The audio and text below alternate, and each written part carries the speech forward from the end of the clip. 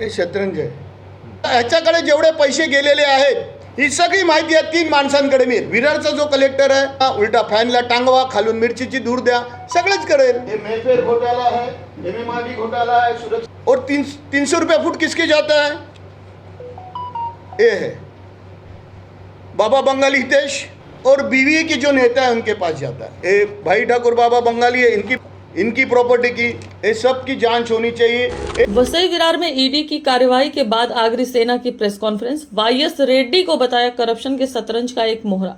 बविया के कई बड़े नेताओं पर किया कटाक्ष. कहा करप्शन के असली बादशाह और वजीर पर ईडी बिठाए जांच. नमस्कार, मैं हूं अनीता पांडे और आप देख रहे हैं पब्लिक की आवाज न्यूज. वसई विरार नाला सोपारा में इन दिनों सरकारी महकमे से लेकर राजनीतिक गलियारों में हलचल मची हुई है. वसई विरार नाला सोपारा में ईडी की छापेमारी के बाद वीवीएमसी नगर रचना विभाग के डिप्टी डायरेक्टर वाईएस रेड्डी के हैदराबाद स्थित घर से करोड़ों रुपयों के सोने चांदी, हीरे के गहने, सोने के बिस्किट और करोड़ों रुपए नकदी मिलने के बाद आगरी सेना द्वारा विरार स्थित मध्यवर्ती कार्यालय पर प्रेस कॉन्फ्रेंस रखी गई, जिसमें आगरी सेना के महाराष्ट्र प्रदेश उपाध्यक्ष कैलाश पाटिल ने मनपा अधिकारी वाईएस रेड्डी को वसई विरार में फैले अवैध निर्माणों के भ्रष्टाचार के शतरंज का महज एक प्यादा बताया. उनका आरोप है कि इस भ्रष्टाचार के शतरंज का असली राजा तथा वजीर तो कोई और ही है. इसके साथ ही कैलाश पाटिल ने बीवीएमसी आयुक्त अनिल पवार सहित मनपा के कई अधिकारियों पर भी कार्यवाही की मांग की है. कैलाश पाटिल ने बविया के कई बड़े नेताओं पर कटाक्ष किया एवं कई बड़े गंभीर आरोप लगाते हुए उनकी संपत्ति की ईडी द्वारा जांच कराए जाने की मांग देश के प्रधानमंत्री नरेंद्र मोदी, गृह मंत्री अमित शाह व महाराष्ट्र सरकार से की है. आइए देखते हैं कि इस प्रेस कॉन्फ्रेंस में कैलाश पाटिल ने क्या कुछ कहा. ये शतरंज है. जीत भी उनका था, पट भी उनका था. ये पूरे इनके लोग थे. आज मैं देश के प्रधानमंत्री, देश के होम मिनिस्टर माननीय अमित जी शाह जी, महाराष्ट्र के मुख्यमंत्री माननीय फडणवीस साहब जी और उप मुख्यमंत्री माननीय शिंदे साहब जी का तहे दिल से शुक्रिया अदा करता हूँ कि एक पैदा चिल्लर है जो पैसा दिया है, जो पैसा आज दिया कि 8 करोड़ 6 लाख रुपया और 23 करोड़ 23.25 करोड़ का ज्वेलरी, ये चिल्लर है. क्योंकि हमने इसके पहले जो आंदोलन छेड़ा था उसमें ये मेफेयर घोटाला है, एमएमआरडी घोटाला है, सुरक्षा स्मार्ट सिटी घोटाला है, माढ़ा घोटाला है, तालाब बांधकाम घोटाला है, पद्मश्री भाव से ये तो 6-7 घोटाले, एक छोटा घोटाला था. ये सब घोटाले हमने वहाँ लिखा है शेड का लाउने. हमने 2 साल पहले से हम क्यों बोल रहे हैं कि सबसे करप्टेड आदमी, वन ऑफ द करप्टेड आदमी है जिसको 50 रुपये में से 10 से 12 रुपया इनको जाता है. तो बाकी रहे 38 रुपीज़, वो किसके पास जाते हैं? कमिश्नर है उसमें, और 3 से 5 रुपया रेडी के नीचे जो ऑफिसर उनको जाते हैं फुट के पीछे. और 300 रुपया फुट किसके जाता है? बाबा बंगाली हितेश, बाबा बंगाली राजू और बीवी की जो नेता है उनके पास जाता है. तो एक चिल्लर मिली है. अच्छा काम किया है आज ईडी ने, ये बहुत अच्छा काम किया है. मगर ये जो आगे के पैसे जिसके पास जाते हैं इनको भी कार्रवाई होना चाहिए.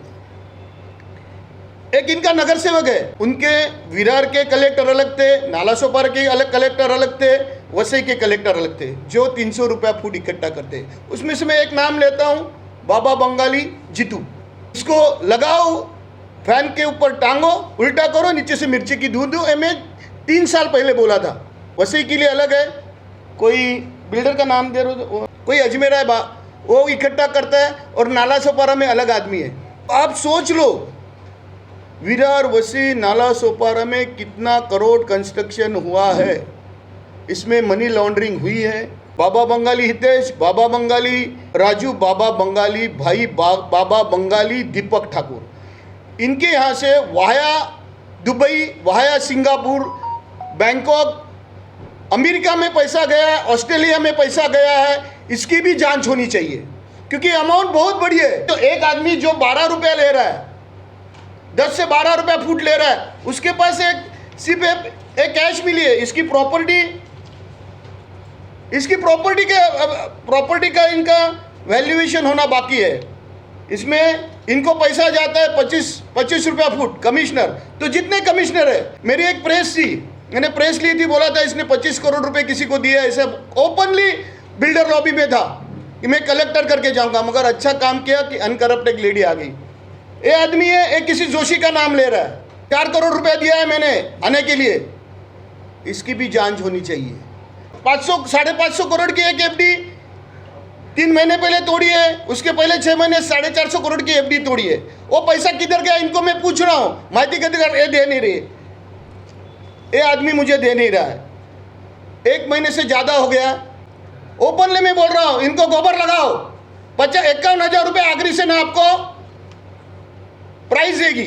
जिन्होंने इसमें इनको मदद की है, उनकी हर एक की प्रॉपर्टी की रीइन्वेस्टिगेशन होनी चाहिए, क्योंकि पूरी 30 ईयर इन्होंने इधर सत्ता भोगी है और पूरे यहाँ के समाज को लूटा है। मुख्यमंत्री जब थे शिंदे साहब, उन्होंने उसके ऊपर इंक्वायरी लगाई है, उसके बाद भी डेप्यूटी जो सेक्रेटरी है उन्होंने एक ऑर्डर दी है। मीन्स पैसा लेके लोग क्या क्या कर रहे हैं, गरीब शेतकरी को, गरीब भूमिपुत्र को मारने के लिए, इसके ऊपर भी इंक्वायरी होनी चाहिए। 41 बिल्डिंग का सब्जेक्ट है, इधर कितना है, कितनी अनऑथराइज है, हर एक बिल्डिंग के पीछे 200 रुपया फुट। कैलकुलेशन करो, सबने बांट के लिया है। ये 30 साल राज्य करने वाले यहाँ के बीवीए के सब नेता लोगों ने इसमें पैसा बांट के, एक दूसरे ने बांट के लिया है। इनके कलेक्टर जो, इनकी भी इंक्वायरी होनी चाहिए, और इसमें जो भी कॉरपोरेशन के जो भी अधिकारी पैसा जो आए हैं, जो गए हैं, जो रिटायर हुए, उनके भी प्रॉपर्टी की जांच इन्हें करनी चाहिए, ईडी मार्फत हो जाए। ऐसा मेरा आज ही लेटर माननीय मुख्यमंत्री, डिप्टी मुख्यमंत्री और देश के पंतप्रधान और होम मिनिस्टर को जाएगा, और इनके ऊपर जल्द से जल्द इंक्वायरी करो। और मेरे सब साथियों को मैं बोल रहा हूँ कि ये दो लोग हैं, 51,000 का मैं प्राइस आज डिक्लेयर करता हूँ, इनको गोबर लगाओ। हाँ, ये अपने कमिश्नर है अनिल कुमार पवार साहब, और एडिशनल कमिश्नर है संजय डोडे। 900 करोड़ की डिटेल नहीं दे रहे, और ये भी भ्रष्टाचारी है, और इनमें दम है तो आए, इन्होंने अपनी लाइव टेस्टिंग करे, मैं मेरी लाइव टेस्टिंग और ब्रेन मैपिंग करने को तैयार हूँ। Thank you very much.